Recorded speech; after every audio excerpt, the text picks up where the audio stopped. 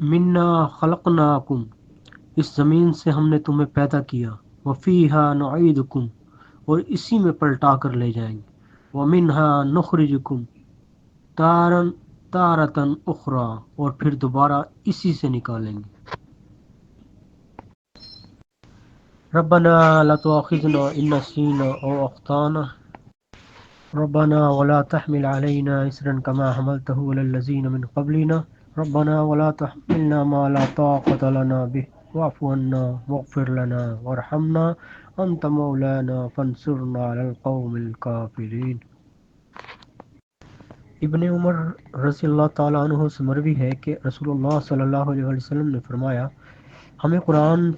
رسول اللہ صلی اللہ علیہ وسلم ہمیں قرآن سنایا کرتے تھے، بس جب آپ سجدہ پڑھتے تو تکبیر کہہ کر سجدہ کرتے، اور ہم بھی آپ کے ساتھ سجدہ کرتے تھے۔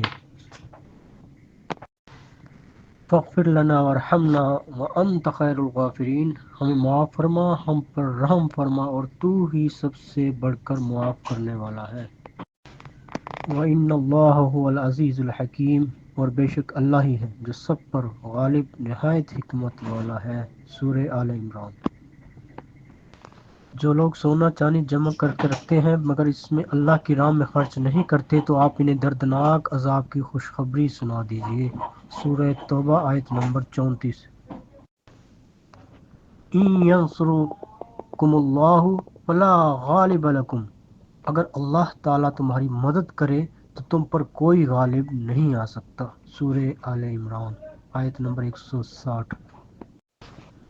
کتابیں اور بھی اتری ہیں، پر قرآن پاک کی یہی خوبی ہے کہ نابینا لوگ بھی اس کی تلاوت کرنے لگتے ہیں۔ وَسَارِعُوا إِلَى مَغْفِرَةٍ من ربکم وجنة عرضها السماوات والارض اعدت للمتقین، اور اپنے رب کی بخشش کی طرف دوڑو، اور بخشش کی طرف جس کا عرض وسعت آسمان اور زمین ہے، جو پرہیزگاروں کے لیے تیار کی گئی ہے۔ سورہ آل عمران۔ یا ایھا الناس اتقوا ربکم ان زلزلۃ الساعۃ شیء عظیم۔ سورہ الحج آیت نمبر 1۔ اے لوگو اپنے رب سے ڈرو، قیامت کا زلزلہ بڑی ہولناک چیز ہے۔ ان الحسنات یذھبن السیئات، یقیناً نیکیاں برائیوں کو دور کر دیتی ہیں۔ سورہ الحود آیت نمبر 114۔ رب کا قرآن دو ٹوک کہتا ہے، جسم بھی اللہ کا اور مرضی بھی اللہ کی۔ ارشاد باری تعالیٰ ہے، وَالطَّیِّبَاتُ لِلطَّیِّبِینَ وَالطَّیِّبُونَ لِلطَّیِّبَاتِ، پاکیزہ عورتیں پاکیزہ مردوں کے لیے اور پاکیزہ مرد پاکیزہ عورتوں کے لیے ہیں۔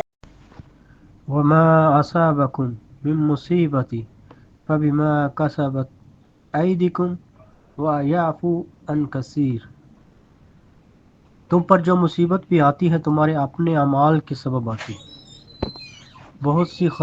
جبکہ وہ بہت سی خطاؤں سے تو وہ ویسے ہی درگزر کر جاتا ہے۔ اذا الشمس کورت، جب سورج لپیٹ کر بے نور کر دیا جائے گا۔ سورہ التکویر۔